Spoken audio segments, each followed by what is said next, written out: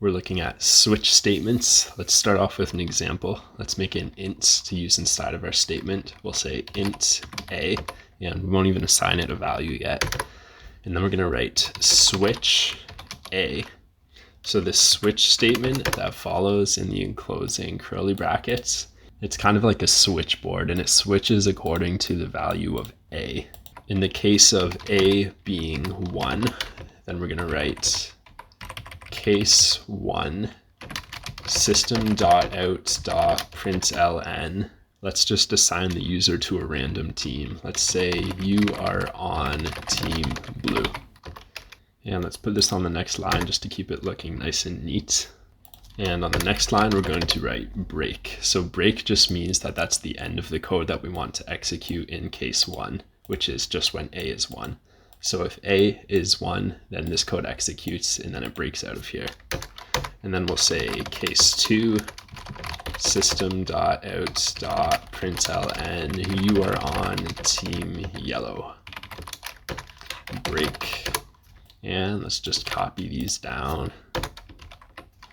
Let's go case 3 you are on team pink. Case 4 you are on team green. And then we're going to have a default case. We just write default, and that's if a is any value other than 1, 2, 3, or 4. Then we're just going to print out system.out.println you are on team orange. So if they don't get a value between 1 and 4, then they're going to be on team orange. And we don't necessarily need a break here because it's the last case in the switch statement. I like to put one anyways, and lots of other people do as well, just because every other case has a break with it. So I just like putting one for the default anyways. Now let's assign a value to a. Let's say int a equals int math.random times, let's say times 6 plus 1.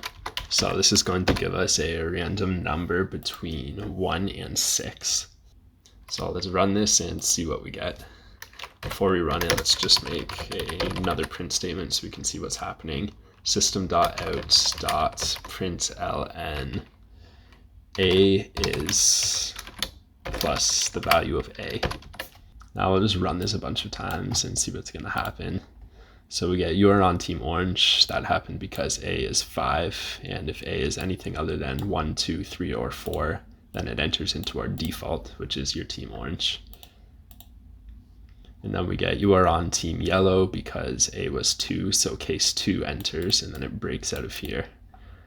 And then we get you are on team orange because a is 5, and you are on team pink because a is 3.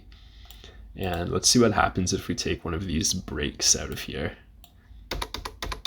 Let's take 2 out just so we can make sure it's actually going to happen and we don't have to run this 5 more times. So for case 2 and case 3, we took out the break statements. And I'm going to run this till we get case 2 or 3. There we go. So we got a is 2, and now it said you are on team pink and you are on team green. So because there was no break in here after you are on team pink, then the code just keeps going through and it executes case 4 as well. So that's why we get you are on team pink and you are on team green. So that's why we need our break statements in here. So quick little recap, all the switch statement does is it enters these different cases based on the value of the variable that you pass to it.